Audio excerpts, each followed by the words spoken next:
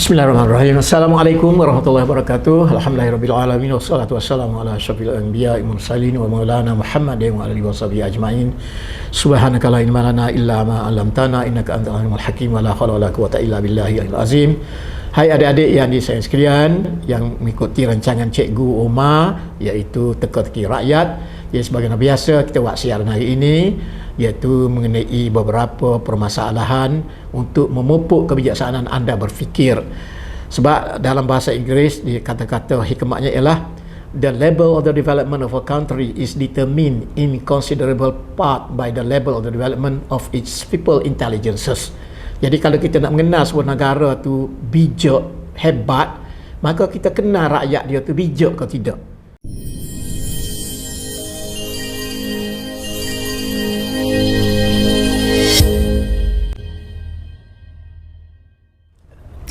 Assalamualaikum, bertemu kembali kita dalam rancangan Teka-teki Rakyat bersama Cikgu Omar. Okey, untuk episod hari ini kita akan dengarlah jawapan daripada Cikgu untuk soalan-soalan minggu lepas. Iaitu kita ada 3 soalan. Soalan pertama kita mengenai seorang pemuda dan isterinya. Lepas tu yang kedua kita ada seorang wanita yang berada di hospital. Okay, yang ketiga adalah seorang pemuda lelaki jugalah. Okey, boleh tak Cikgu bagi jawapan untuk ketiga soalan itulah? Okey, terima kasih Kim. Adik-adik yang disayang sekalian. Jadi sebagaimana cikgu janji dulu, cikgu kemukakan 3 soalan iaitu sebagaimana yang Cik Hakim ceritakan tadi. Jadi cikgu nak bagi jawapan sekarang. Jadi sebelum pada itu cikgu bagi peluang kepada adik-adik untuk memberi jawapan secara divergen berfikir. Jadi cikgu nak bagi secara skema cikgu ni adakah serupa dengan jawapan adik-adik, insya-Allah. Kalau serupa alhamdulillah, kalau tak serupa pun okey. Jadi jawapan tu kita boleh terima. Jadi sekarang soalan yang pertama, seorang pemuda pertama, dia baru kahwin. Jadi baru kahwin 2 minggu 3 minggu tak pergi langsung ke masjid berjemaah. Jadi isteri dia ni prihatin sikit, menggesa dia supaya pergi berjemaah. Dia pun pergilah. Pergi ni dia acuh tak acuh saja. Orang mengajar kuliah maghrib pun dia acuh tak acuh.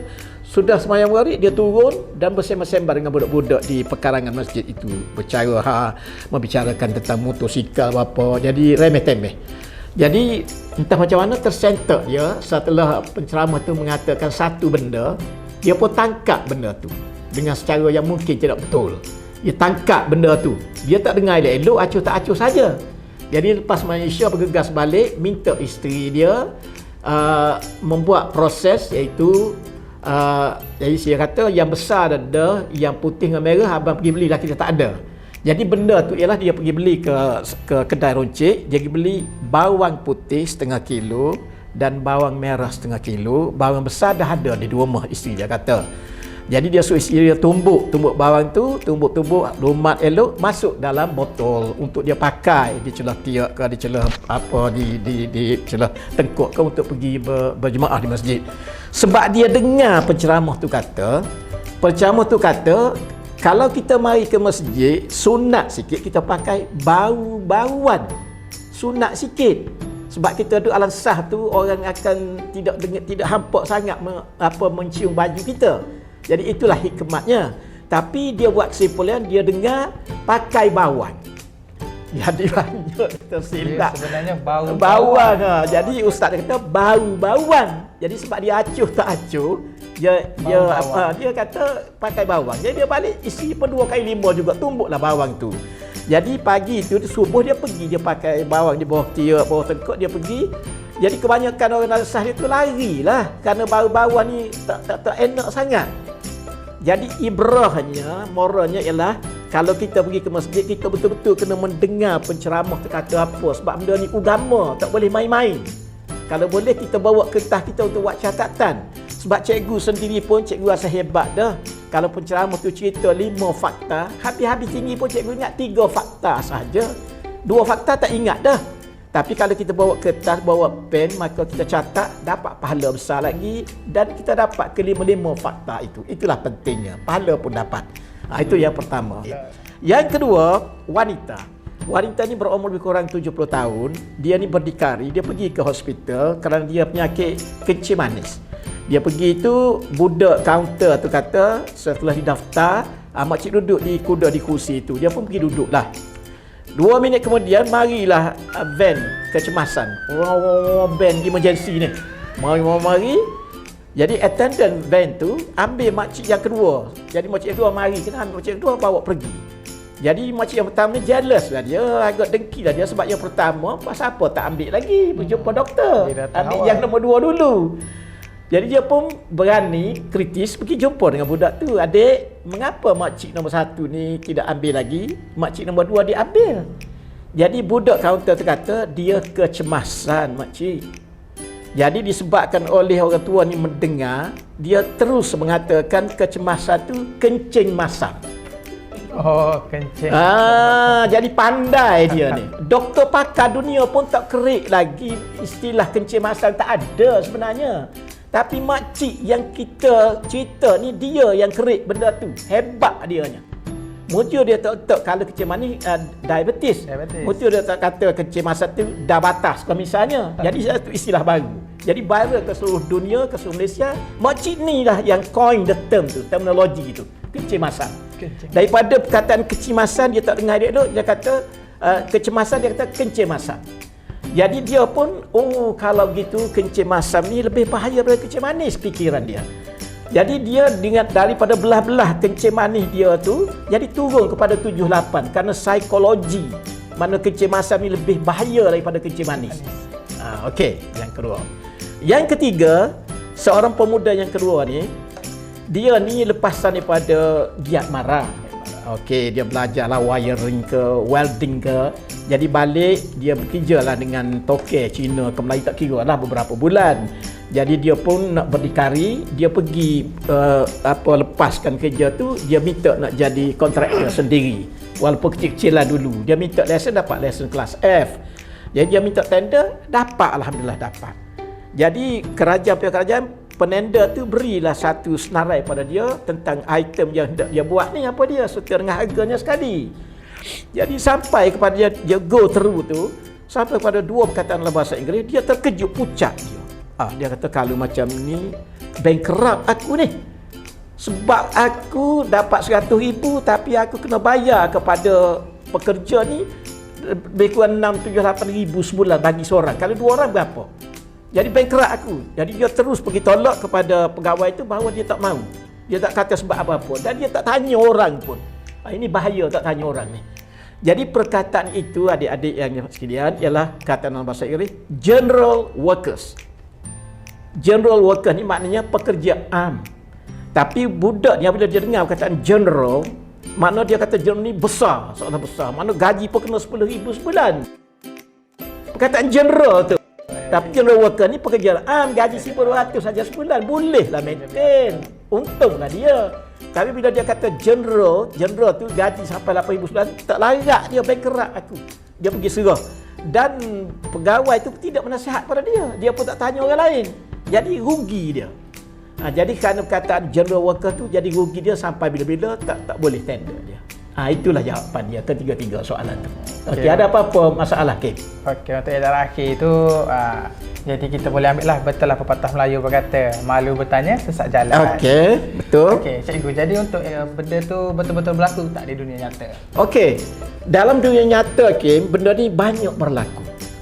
Sebab itulah Allah SWT menurunkan Nabi-Nabi, Rasul-Rasul, kitab-kitab, khususnya kitab Quran Mukjizat paling agung pada Nabi kita Muhammad SAW. Kerana dalam dunia ni Tuhan create ramai orang yang tak pandai, orang yang degil, orang yang apa-apa. Jadi 3 senario ni memang berlaku. Memang berlaku di mana-mana pun. Jadi untuk contohnya cikgu akan bagi minggu depan. Contoh mereka antarabangsa dan mereka lokal misalnya, benda ni memang berlaku. Betul-betul berlaku. Memang berlaku. Bukan tak berlaku. Benda ni memang berlaku, bukan fabricated, benda ni berlaku sungguh. Okey, seterusnya dia apa dia? Okey, seterusnya kita pergilah untuk soalan hari ini. 3 soalan baru. Okey, 3 soalan baru ini ialah cikgu nak gantung soalan tu sebagaimana biasa. Jadi adik-adik apabila mendengar soalan ni, adik tolong completekan, tolong sempurnakan cerita itu, ketiga-tiga item ini, ketiga masalah ini, senario ini, dan cikgu akan share kepada adik-adik pada minggu depan sebagaimana biasa. Jadi soalan yang pertama dalam soalan baru untuk minggu ini, dan adik ambil masa 1 minggu untuk menyempurnakan cerita ini sebelum daripada kita share jawapannya, iaitu ada satu majlis pertunangan, berisikkan pertunangan di antara orang Kelantan dengan orang negeri lain. Cikgu tak cerita negeri itu. Jadi mari sini berbuah kau kali cerita tentang nak bertunang ni. Jadi Jadi juru acara dalam majlis itu ialah keluarga bagi si perempuan, pengantin bakal pengantin perempuan. Yang orang luar tu pengantin laki-laki. Jadi si perempuan ni juru acara tu tidak lain dan tidak bukan Cikgu Umar sendiri. Saya sendiri jadi juru acara sebab dia tu anak saudara saya dan pengantin perempuan tu cucu saudara saya. Jadi saya yang paling tua sekali di kampung tu, jadi orang ambil saya jadi juru cakap sebab saya orang tua. Jadi marilah rombongan dia. Rombongan dia ni ada juga keluarga Kelantan berbirah-birah berbesan-besan. Jadi sampai pada tentang mahar, tentang hantaran, tentang hantarannya mahar ni. Jadi ya, kita kata buat putusan, makna dia di antara dua tu lah untuk memutuskan. Di antara bakal pengantin lelaki perempuan tu berapa ribu harganya. Sebab pengantin perempuan cucu saudara cikgu ni ialah seorang engineer baru bekerja. Dan suami dia tu juga engineer. Jadi cikgu ni dia ada kreativiti sikit, berpantun sikit sastra sikit dalam majlis tu tentang mahar ni. Jadi cikgu berpantun, kina balu bertangga peti, ambil gemala di mulut naga. Jika sudah berkenan di hati, mahal murah turutlah harga. Jadi orang pun tepuk tangan. Jadi cikgu tak cerita apa dia lepas pada tu. Jadi lepas 2-3 hari kemudian sampai berita pada cikgu bahawa pihak pengantin laki-laki ni bakal tu telah seolah mereject benda ni, tak jadi pertunangan ni. Kerana mendengar daripada pantun yang Cikgu Umar berpantun tadi. Jadi cuba sempurnakan cerita ini, apakah implikasinya, apakah sebabnya tak jadi pertunangan itu daripada pantun itu. Jadi adik-adik cuba fikirkan. Okey. Soalan yang kedua, orang luar juga berbesan dengan orang Kelantan. Jadi apabila orang luar mari ke rombongan, mari belilah kain batik di kedai itu. Beli kain batik, bawa lah beberapa dozen mari. Jadi mertua ataupun besan orang Kelantan ni nak tengok lah besan orang luar dia tu, orang luar tu mari beli kain apa. Jadi orang Kelantan ni kritik mengatakan bahawa apa ni benda ni hitam sangat ni, kelabu, tak dapat ke cari benda yang molek. Jadi satu perkataan yang menjadi kontroversi. Perkataan tu, mana kalau kita tak ceritakan dalam TTR ni, dalam teka-teki rakyat ni, maka benda ni akan menjadi berluasa. Jadi menjadi fitnah pula kepada masyarakat Malaysia. Sebab perkataan Kelantan dengan orang lain, kadang-kadang ada perkataan yang Kelantan tu lain, yang makna lain, 180 darjah terbalik. Jadi kita kena reconcile, kena harmonikan. Jadi apakah perkataan itu, adik-adik tahu? Yang Tok Besan Kelantan tu kata, ini hitam, ini kelabu. Jadi Tok Besan luar tu sakit hati, kecil hati. Mengapa Tok Besan Kelantan begitu tak senonoh sekali bercakap, mencarut-carut pula. Jadi bagaimana cerita ni berlaku seterusnya. Jadi gantung cerita tu, tolong adik-adik sempurnakan. Okey. Baik, soalan yang ketiga. Okey, seorang orang tua, lebih kurang umur 85 tahun, nama Pak Mat dah katakan. Dia ni terbaring di atas lantai, di atas tikar rumah dia tu, ada anak 12 orang. Anak sulung dia tu Kak Long tu umur pun dah lanjut dah. Dialah duduk kisah ataupun duduk bela ayah dia ni. Duduk cara ayah dia ni apa-apa ni, makan, minum, kencing, buang air besar apa semua sekali. Yang 11 orang lagi itu terdiri daripada 4 perempuan dan 7 laki-laki, pergi kerja jauh-jauh di sana. Di Amerika pun ada, di England pun ada, Jerman ada, Jepun ada, di Kuala Lumpur, di Johor ada. Jadi tinggal Kak Long seorang yang membicarakan hal dia ni. Jadi marilah pelawat, ramai pelawat mari. Seorang mari tanya, Pak Mak, kita kesian dekat Pak Mak ni. Anak ramai, tapi ketika Pak Mak sakit tak ada anak pun mari. Tinggal Kak Long seorang saja. Kak Long tu dah lah miskin. Dia kecil-kecil dulu dia berkahwin, dia sara adik-adik dia hingga menjadi semua manusia bekerja hebat-hebat belaka. Dia berkorban untuk adik-adik dia. Sekarang ni Pak Mak sakit, dia juga duk cara. Adik-adik lain pergi lain tempat bekerja jauh-jauh. Jadi mari seorang, Pak Mak ni anak ramai, tapi ketika sakit tak ada orang, tinggal Kak Long seorang. Begitulah sampai 10 orang mari duk cakap yang tu simpatinya orang tu kepada dia. Jadi bagaimana ke Pak Mak ni dia saru mendengar, serabut mendengar daripada rentetan orang tu soalan yang sama, pandangan yang sama. Jadi dia pun bagi jawapan dia, dan jawapan dia tu once and for all. Jadi orang lain tak tanya dah. Jawapan dia tu begitu konkret sekali. Bagaimanakah jawapan dia, Pak Mat itu? Jadi adik-adik perlu fikirlah jawapan yang dibagi oleh Pak Samad tadi itulah. Okey.